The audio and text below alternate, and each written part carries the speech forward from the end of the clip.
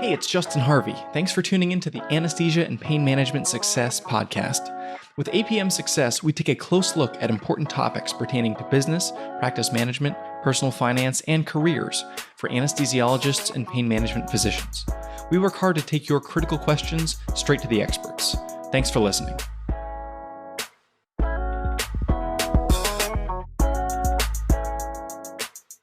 Hello and welcome to episode 126 of Anesthesia Pain Management Success. I'm very pleased to be joined today by Dr. Mo Azam.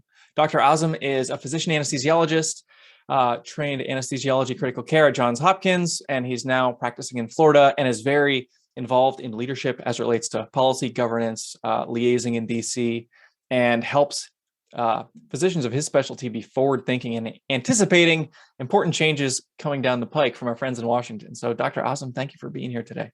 Appreciate it. Thanks very much for having me. For starters, go ahead. No, thanks. For starters, why don't you just give us a little bit of background about your career and kind of what has brought you to this point? Yeah, so grew up in Jersey and went to med school up there and did my anesthesia training at Hopkins, as you mentioned. Came to sunny Florida, been here about 18 years, participated in the governance and leadership of my practice, quality committee, started and headed up the liver transplant anesthesia program here, and participated in everything from the Florida Society and legislative affairs, as well as the ASA and their national legislative affairs. So got me involved in a lot of this surprise medical billing legislation from an advocacy standpoint from our profession. And helped, I think in the last year and a half, our practice try to prepare for what's coming now in January. And obviously this is a very interesting time. So when this episode is released, will be immediately after the Surprise Billing Act goes live on January 1st, 2022. So tell us a little bit about what's going on. Yeah, so it's been a really interesting process here, watching the sausage get made, the legislative channels. Let's take this back a moment. I was having a beer with one of my older colleagues. He's retired now, and when I joined the practice, it was a pretty well functioning business. You came in, you did your cases. There was a leadership team that was running the business of the practice, back office management, like many independent practices. But he kind of put a little historical perspective around that. He said when he joined the practice in the late 80s, there was no business team, just a couple of anesthesiologists. You actually applied for privileges at the hospital. And if the hospital folks liked you, they made an introduction to the chairman of the department, who was just another independent anesthesiologist. And he put you on the schedule and you started taking call. And they eventually figured out that, they ought to bill for their cases, but they all did it independently, and they shared a biller. And this biller said, well, Dr. X, what do you want to charge? And he goes, coming out of residency, what do you mean what do I want to charge? Like, what am I supposed to charge? Well, some of the other folks charge X. So he said, well, I'll charge X plus $1. And so he had a paper anesthesia record, and you scribbled in all your case information, and he stapled a 3x5 index card onto that with his name, the start time and end time of the case, and his rate. I'm just going to throw a hypothetical number out there. If the other people were charging $60, it was $61. Sent it to the biller, and the biller sent it to the insurance company, and he got paid $61 per unit for his case. So an interesting perspective of where things started. And then this whole issue of insurance companies and networks and needing to be part of a network came about. Basically, you've got insurance companies that want all the anesthesiologists, surgeons, or anything else in that geography or in that hospital to get paid the same and to submit all their bills collectively. And they say, well, why don't you join our network? It's not going to be $61, it'll be $57, but you get to see all of our patients that are in our network. And some of these insurance companies have big plans, right? They might be employing all the teachers in Orlando or Disney, or they have all the employees of another major employer. And so in the trade-off, if you're an independent surgeon or a family care doc, you get to see all those employees, right? That have that employer's insurance, which is purchased by a private company, United, Aetna, or whatnot, and they bundle them all together at a little bit of a lower rate, but you get it up on volume. Now, over time, insurance companies started to narrow their networks, and they excluded a lot of people. You've got insurance, I've got insurance. No idea if surgeon X or hospitalist Y or cardiologist Z is in that network. I mean, you can go on their website today. It'd be really hard to still find out accurately, right? And so they play games and they negotiate. And they say, well, we're not going to offer you $57 anymore. And it'll be $50 next year. And you said, well, I don't want to be in your network anymore. And if you're not in their network, they would pay you back to your usual and customary rate. Ultimately, that would give them a bit of a problem because their customers, again, those employers, couldn't go to those doctors. So this was a fair, independent, arm's length negotiation over a price of what they're going to pay you in exchange for the volume they're going to get you. So this new world is really interesting because there is no such thing as out of network anymore. It can only be in network. So doesn't that mean that we have no negotiating leverage anymore? Interesting. And I think a lot of the implications of this, well, they're being tested right now in court. So for anybody listening, I would encourage you to check out the YouTube version of this conversation because Dr. Azam is going to share some slides. And also, he's going to be doing a deeper, more technical dive at the upcoming Advanced 2022 conference in Texas, formerly known as the ASA Practice Management Conference. So he's going to be referring to some slides where he's going to share some data. And if you want to see the optics on that, check us out on YouTube or check out the show notes, apmsuccess.com/126. So what are the implications of this new No Surprises Act as it relates to the specialty of anesthesiology? Yeah, so if it's okay, I can put up a couple of these slides and we can talk about how this looked and a little bit of the where all this came from. And just to be fair, I'm only expressing my own opinions as a physician anesthesiologist and not of my employer or not of the societies in any way. Anything you need to look at for your practice should be run by your own legal teams and counsel. So one of my colleagues took this picture, as we all do at these national presentations, and said, what's going on with this surprise medical billing legislation? This was about a year and a half, 2 years ago. And all these ideas were being thrown out there. So if there's no such thing as out of network, what happens to all the anesthesiologists, radiologists, other hospital-based specialties if a patient comes in and you don't participate in their insurance? Well, the rules were like, well, we could bundle everything together. And basically that means a single bill. So the insurer would pay a single bill for everything from the hospitalist to the surgeon, to the radiologist, and lab fees, to the anesthesiologist. And then you all figure out how to fight over that. Some very important think tanks out there, Brookings Institute and American Enterprise Institute, were behind a lot of this push. In a way, it really strongly enforces a single payer world. The single payer, though, isn't the government; it's an insurance company, and so really problematic in a number of ways. Benchmarking bills were another one. I say, look, if the government pays you X, well, why shouldn't everyone pay you the same? And Medicare or percentage of Medicare was thrown out there. It's really horribly disingenuous when a company like United, that's got $300 billion in revenue, makes $13 billion a quarter, is attempting to pay off of essentially what's a government rate. And as we all know in the world of anesthesia, the government pays us about 25 cents on the dollar compared to private insurers. So all they would be doing is driving all the anesthesiologists, anesthesia providers down to something that's completely unsustainable. Network matching was another one. Anesthesia groups are independent. Some are employed by their hospitals. Some are actually employed by insurance companies. And some have come together to become larger entities. And network matching meant you'd have to be in the network of the hospital. So in that instance, it again creates some artificial friction between the anesthesia groups and the hospitals, because the hospital could maybe be in network and get great rates for their emergency room care or their inpatient care, and they would essentially take a hit on the anesthesia services because that's not where they're making their money. So ultimately, this was all settled in arbitration.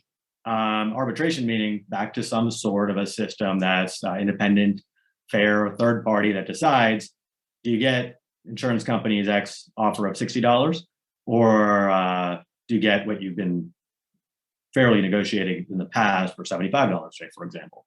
And there's some key leaders that were in the Senate and in the House that were very much behind this arbitration strategy. Now, state law is interesting. State law has been passed in a number of places, New York being one of them that's on the slide, Texas being another, Georgia being another that's really physician friendly. And by physician friendly, I mean fair, where a 30-person anesthesia practice can negotiate on even grounds with a $300 billion revenue United Healthcare, because they can offer a rate and the insurance company can offer a rate, and an independent third-party arbitrator can say, this is a fair rate. Unfortunately, this is where we end up, right? And the ASA sent out a survey in 2020 and again in 2021. And they found that these insurance companies are really manipulating the landscape in anticipation of the surprise medical billing law that they were trying to pass, and ultimately the one that did pass. 42% of anesthesiologists were being kicked out of network in 2020. In COVID, right? The pandemic, the heroes of the first front line and the first responders, and the guys that are suiting up and in these airtight suits and trying to take care of COVID trach patients, right? 2021 is even worse. Up to 70% of respondents in this survey were being kicked out of network, mostly by United, but some of the other players as well.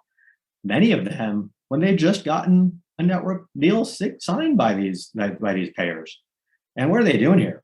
They're trying to drive the median down, because ultimately the new law says that anything other than the median, you guys have to prove your case. You doctors have to show me with resounding evidence why you should get paid anything other than the median. So if they kick out anybody that's paid above the median today, the new median is just a lot lower. So how do you defend this? Well, you got to arbitrate, and arbitration can take into account quality. Obviously, your practice's legislative and advocacy awareness and infrastructure knowledge of the intricacies of the law. Probably a substantial investment in IT. You're going to have to be really nimble with your billing.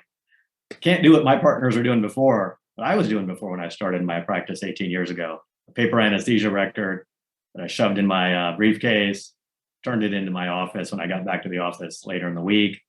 Maybe sat in a file for a day or two, got to a biller, or sat in their pile for a day or two.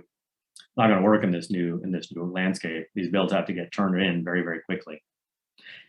And then a lot of folks have sometimes bare bones, low cost, right? We're all cheap. We don't want to spend a lot on overhead, so we outsource or insource to a pretty simple billing coding RCM shop, turn those bills in.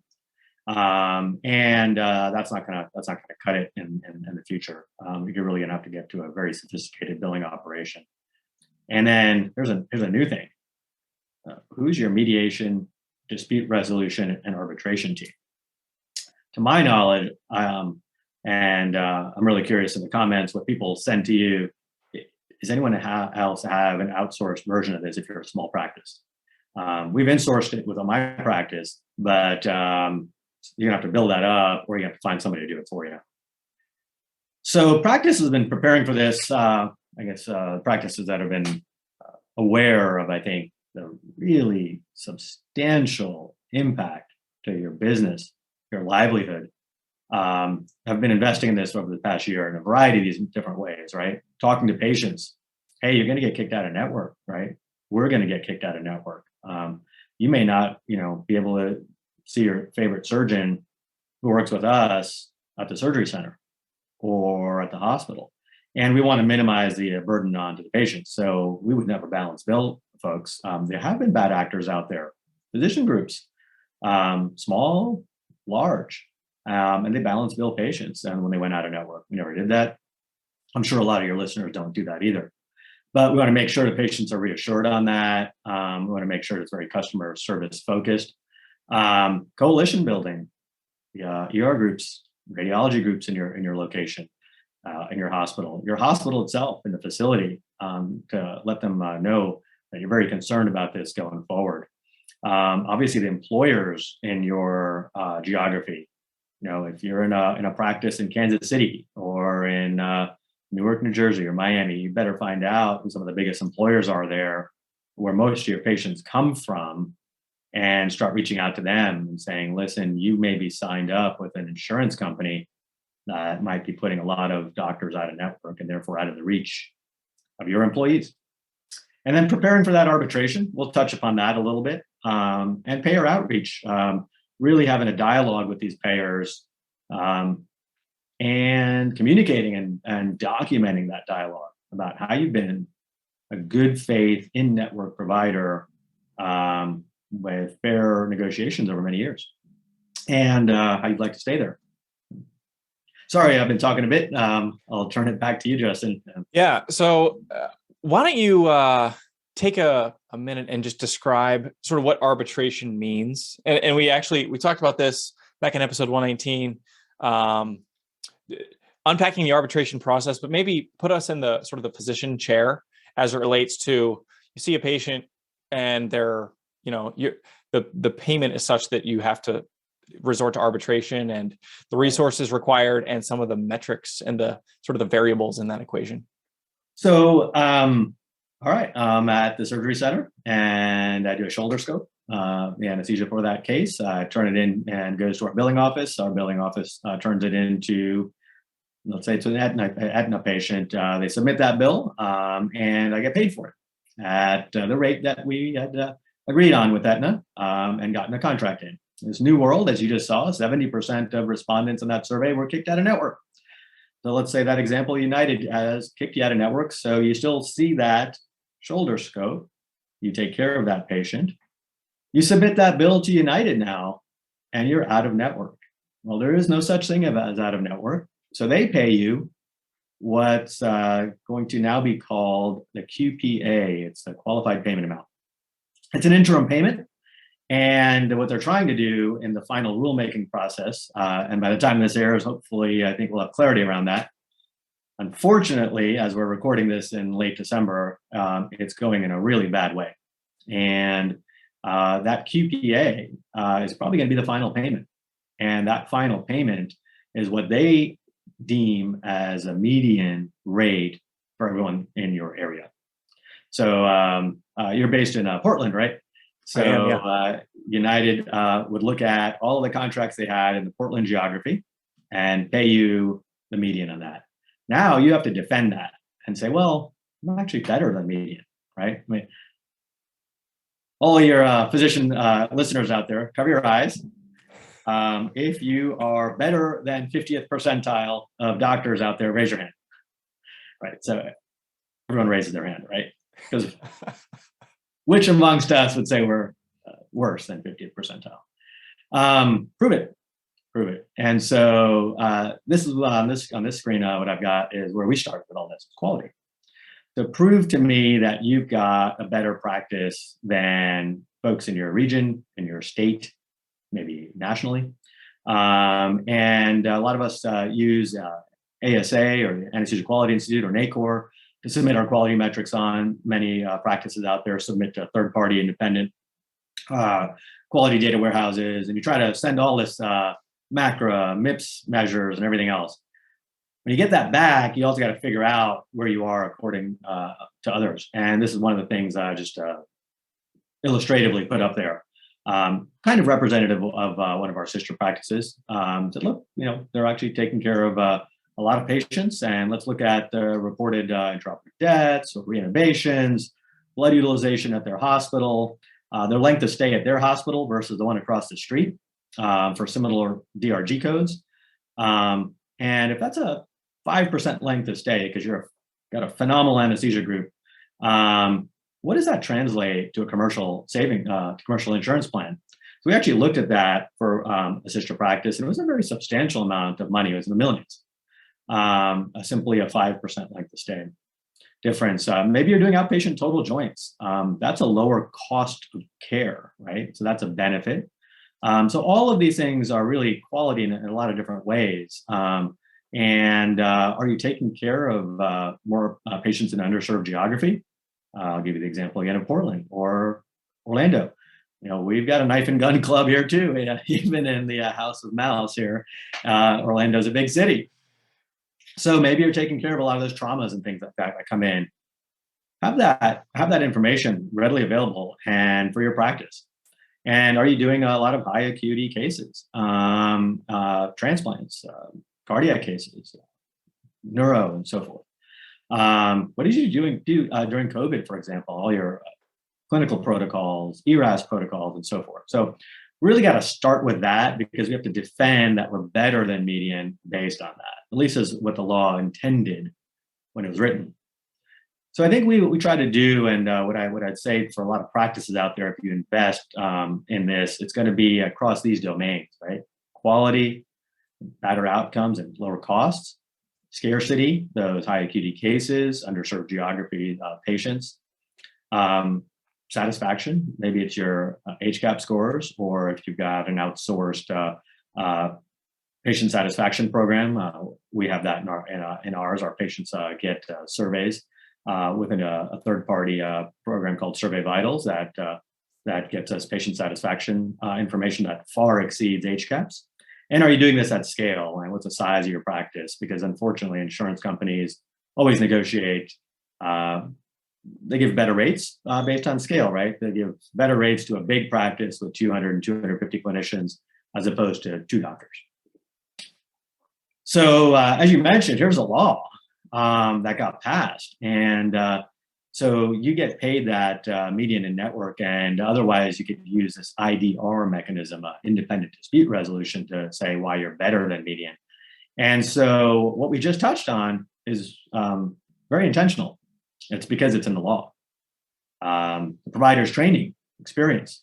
So your fellow doctors in your practice, maybe you got more board certified folks, pediatric cardiac folks, you name it. The patient's acuity and the complexity of furnishing that item or service. I'm sitting in a really nice ASC doing bread and butter ASA1s. What this law basically says is that if I'm at a big practice and I've got hospital-based stuff and trauma and so forth, and I've got ASA 3s and 4s, I can actually use that information to say why I should get paid accordingly or better. Quality, very, very broadly worded. So we touched on a couple of those things in the prior slides. Figure it out for yourselves, and how you might defend your practice and your fellow colleagues in your practice based on quality. So a couple other intricate things in the law, and there was a bit of a carrot or a reward offered to folks that have been good actors. Again, there's been bad actors here, folks that went deliberately out of network, and insurance companies that kicked people deliberately out of network. So prior contracted rates during the previous plan, 4 years, is something that you can put in there. Again, I touched on that earlier. Documenting all of your communications with these payers to say that you've been in network and you are honestly and fairly negotiating with them. Asking for your usual COLA, escalator next year, and not asking for a 20 or 30% increase. Timely bills.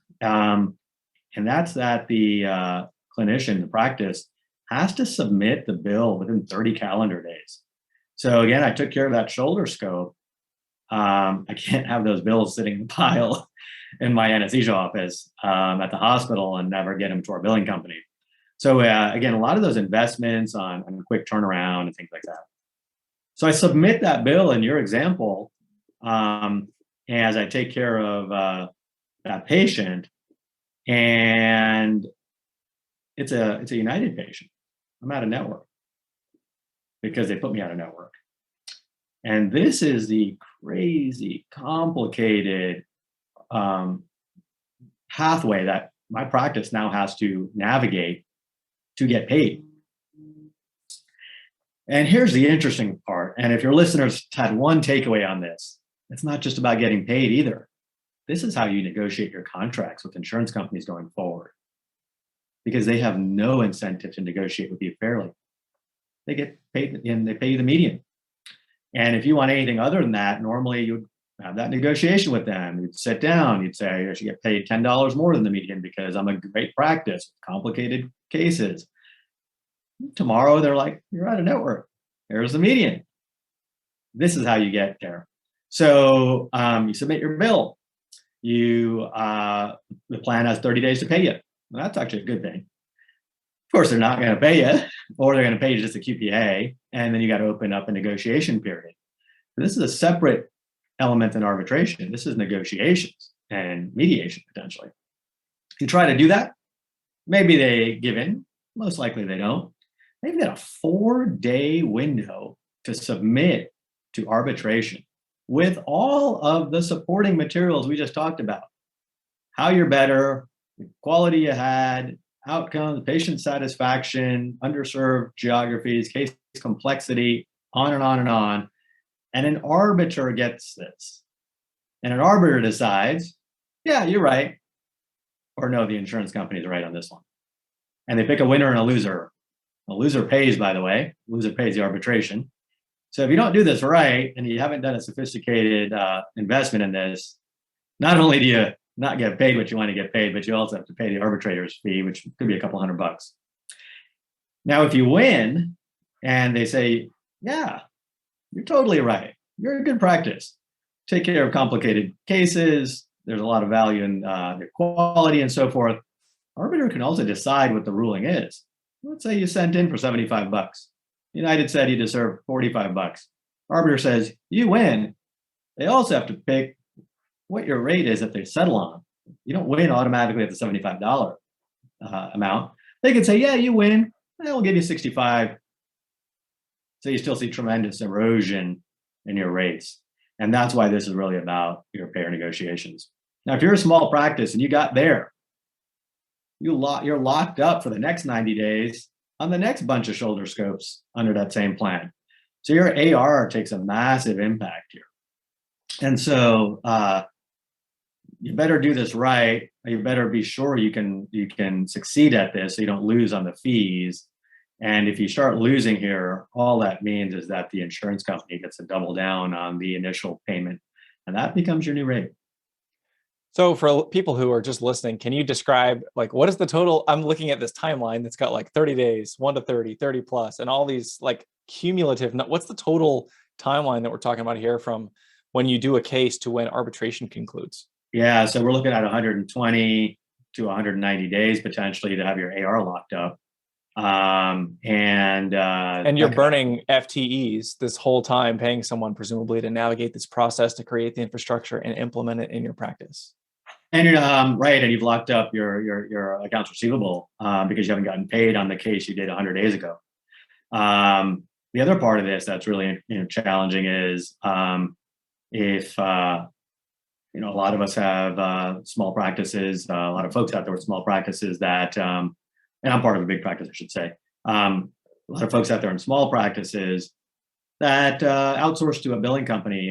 They negotiated 4% of the fee, right? Lean, low cost, and so the problem with that is this is not a lean and low cost process here, as you see across the screen.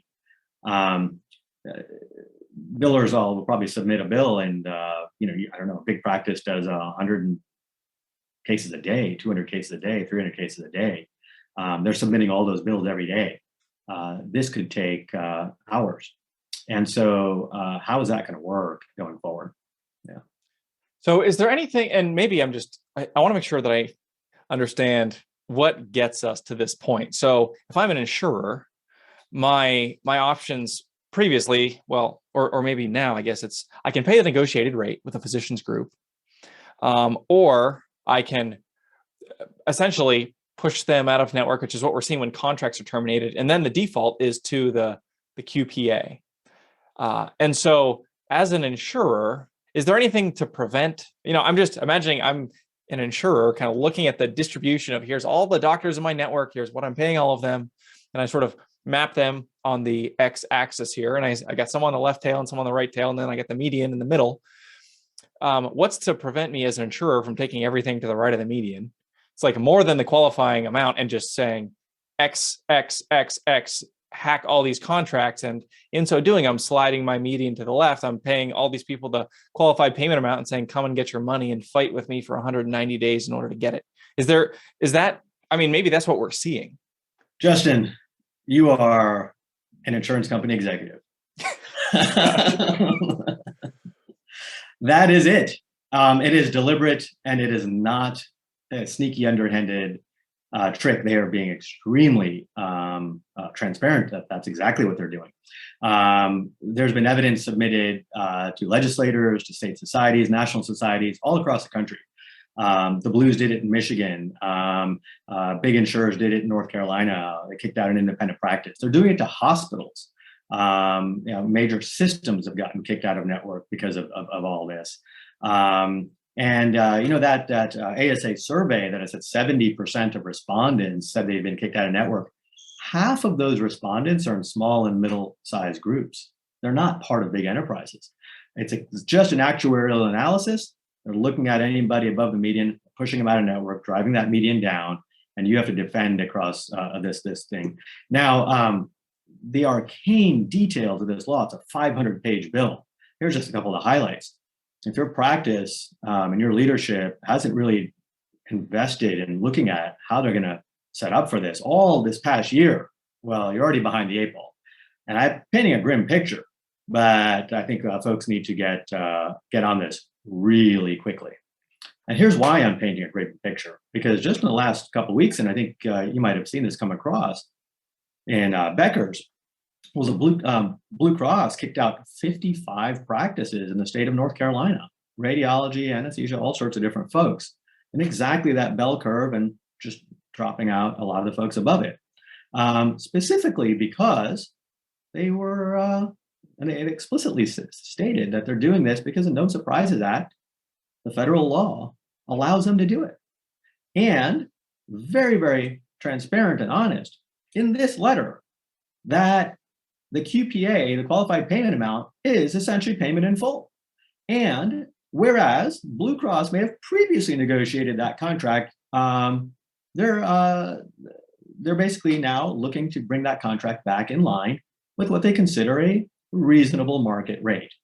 They identified practices that they were above that, and they said, just based on that, we're knocking you out of network unless you take a big payment hit.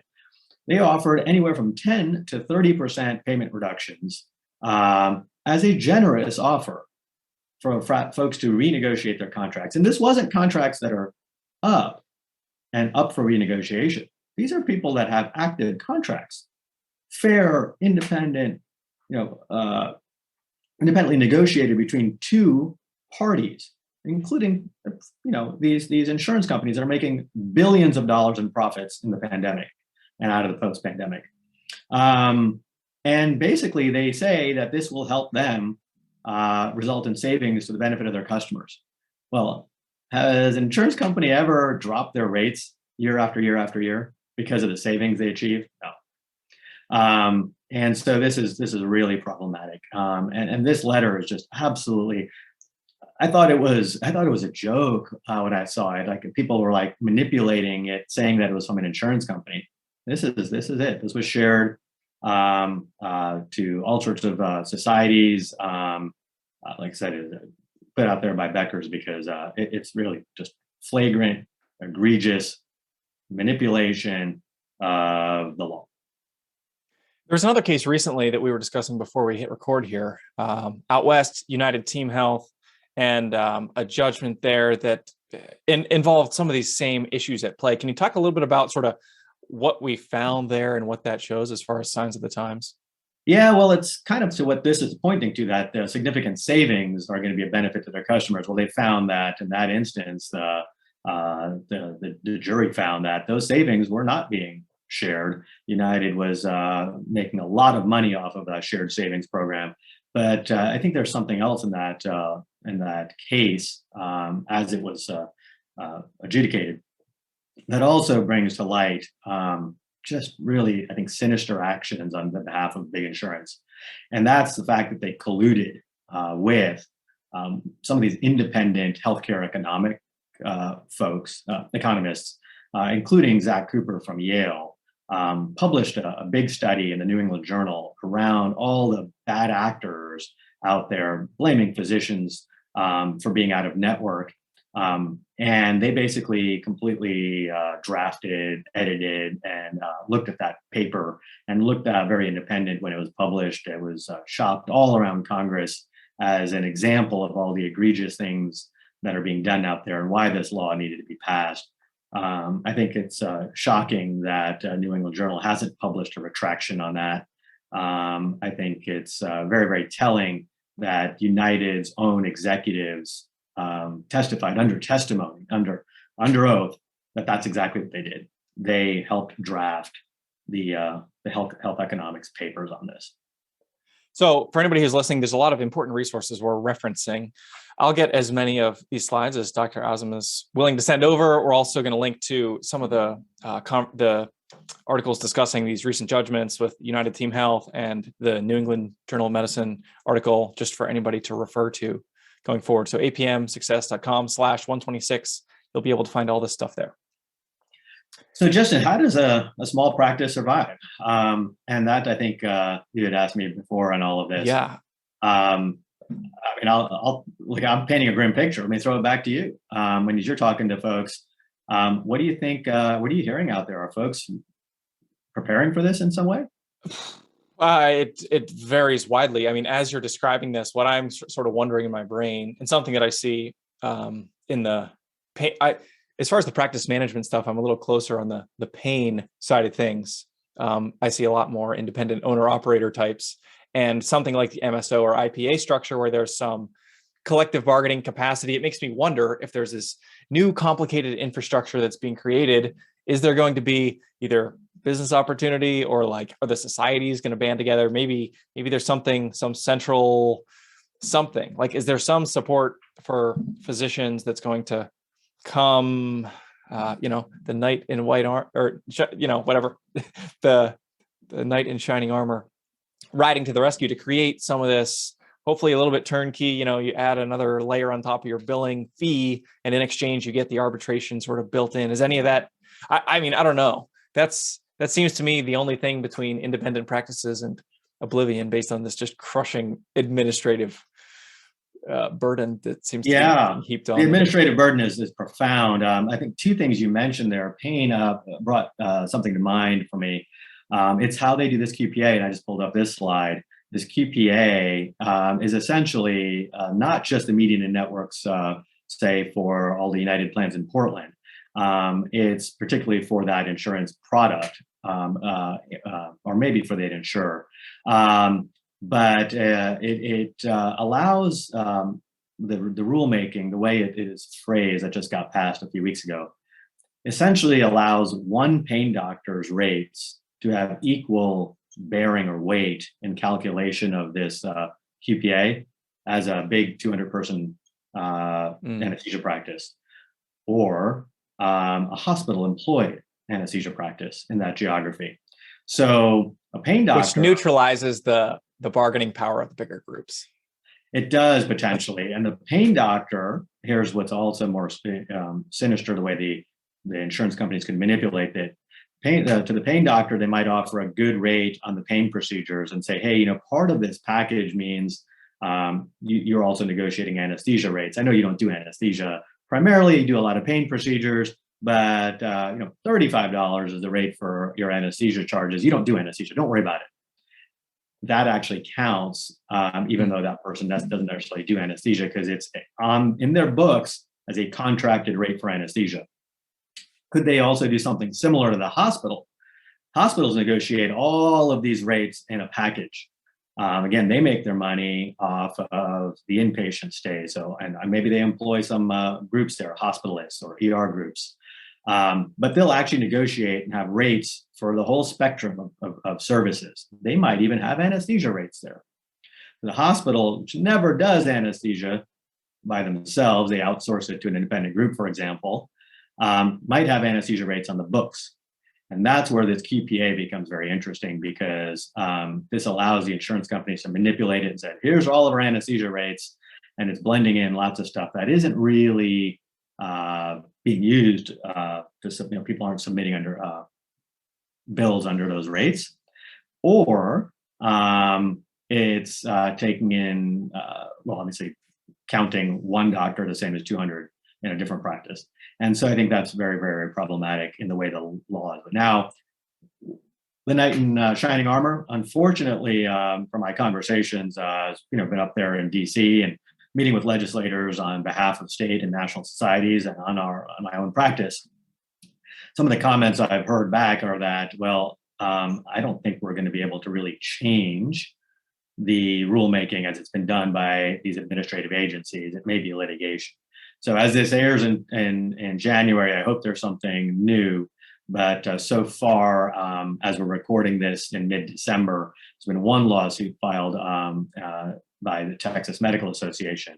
We hope that ASA, AMA, and others also file, because it's probably going to be litigation that's at least going to change this sinister QPA manipulation. That still doesn't solve for navigating the world of arbitration. So I think you in part answered my question there, which is, it seems like there's two options right now for physicians who hope to maintain economic viability. One is optimize the current system and learn how to, navigate the arbitration process with some amount of efficiency and aptitude to be able to say, yeah, I'm the top decile, not the median, and to be paid commensurate with that. And the other is to, through, it sounds like litigation is the other mechanism, to change the rules of the game to make it more sustainable for fair contracts to be negotiated. So is there anything else on that side of things as far as changing the rules or trying to work collaboratively with legislators or whatever to try to fix it? Well, I think that there's a couple of other options, right? And one, as I referred to on one of the earlier slides, was coalition building, right? So reaching out to your hospitals, look, it's going to be the insurance company is going to pit you against them if you're in an independent practice, and if they're going to be if they're very, very happy with your services, they really need you guys. This is the time to make that case so that they come to your defense if the insurance companies bully you all around. Because we've seen this out there as well, where insurance companies will knock a practice out of network, and the facility, hospital or surgery center, will then say, well, I can't have you at our facility because you're out of network. And so what we would rather see is those facilities turn around to the to the insurers and say, I can't have you knocking our colleagues out of network. I need them. There's another part of this, and I think a lot of practices are not going to be able to be nimble enough and make the right investments to navigate this. And that's local leadership, folks that just aren't watching your podcast, aren't going to the ASA practice management meeting, haven't been paying attention to this stuff. And I've just seen this out there all too often. What they'll do is turn around and say, well, hey, our rates got knocked down. We're going to go talk to the hospital to make us whole. And so they get their hand out for a stipend and subsidy support. And that's going to be pretty substantial potentially. We've seen that 70-75% of practices out there already get some subsidy support for anesthesia services. Hospital margins, to be fair, are very, very thin in many circumstances. A lot of us think that these hospitals are doing really, really well. Well, their executives sometimes have very fancy offices, but the margins on these on the business is very, very thin. And so if an anesthesia group goes there and says, I need another $1 million, $2 million, we saw a group that needed $6 million in Florida recently or more, the hospital is going to be like, well, why keep paying you that? Why don't I just employ you? And I think this is where this ultimately goes.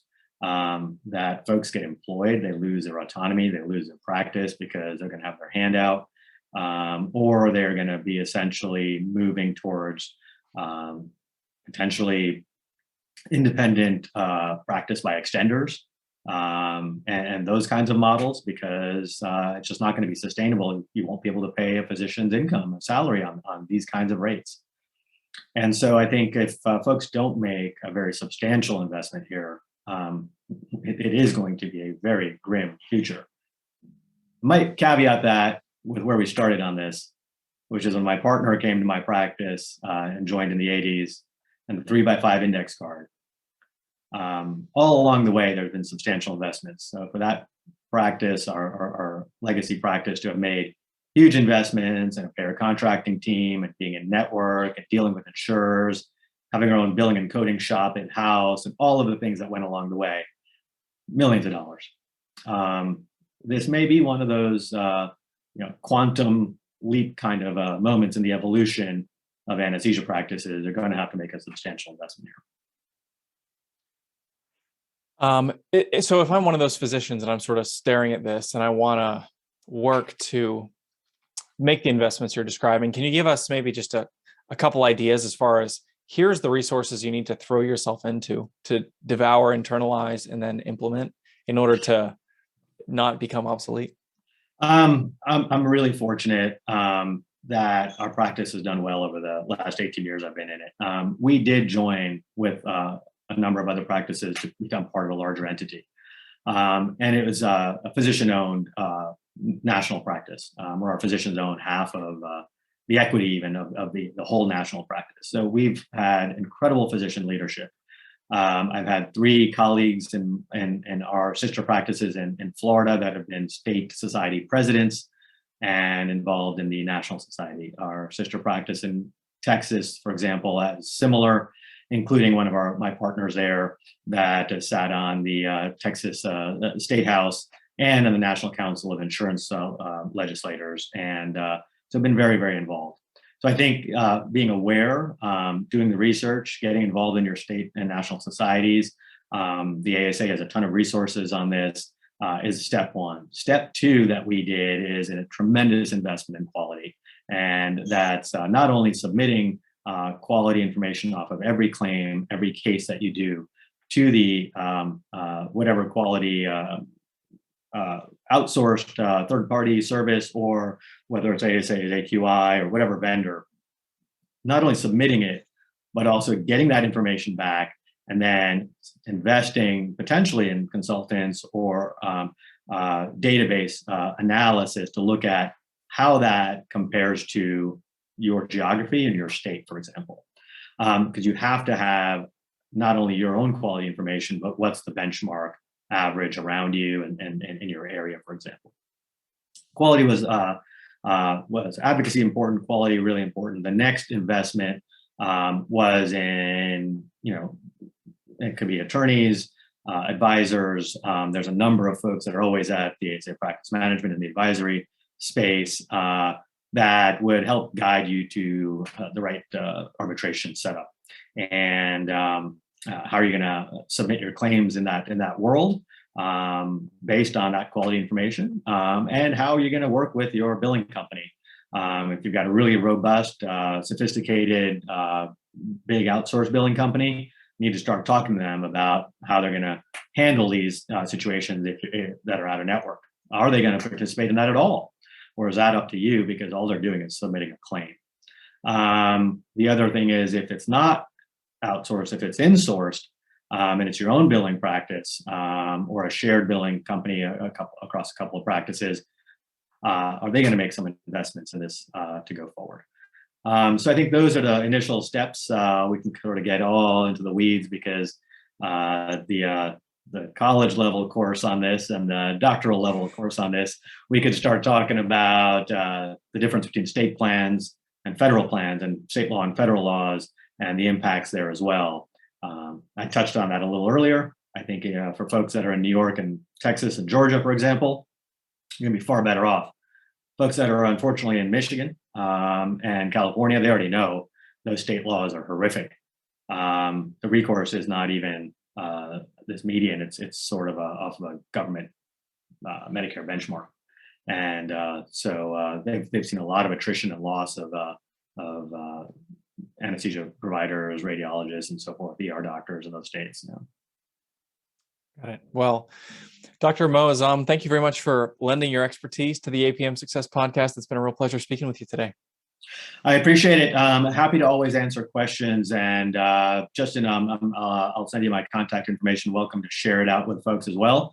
And for folks that'll be at the ASA meeting, the practice management meeting, we'll see you all there. Again, happy to present even more of a deep dive into this. If you liked what you heard this week, head on over to apmsuccess.com, where you can find more content and free resources to help you build a successful career in anesthesia and pain management. If you wanted to leave a review in iTunes, I'd also really appreciate it. Thanks for using some of your valuable time to join me today on APM Success.